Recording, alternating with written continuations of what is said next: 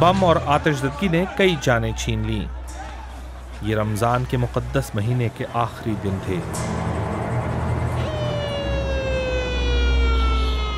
यहाँ पर बम हमला रात 1 बजे हुआ, जब बाजार लोगों से भरे हुए थे और दुकानें खुली हुई थीं।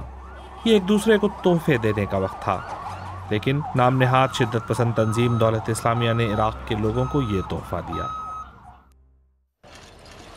यहाँ पर जमा होने वाले लोगों को शदीद गुस्सा था कि दौलत इस्लामिया के जिहादी बज़ाहिर अपनी मर्जी से जब जहाँ चाहे हमले कर रहे हैं। जब इराक़ी वज़ीर-ए-आज़म जाए वक़ूआ पर पहुँचे तो जज्बाती रिहायशियों ने उन्हें वहाँ से ज़बरदस्ती निकाल दिया।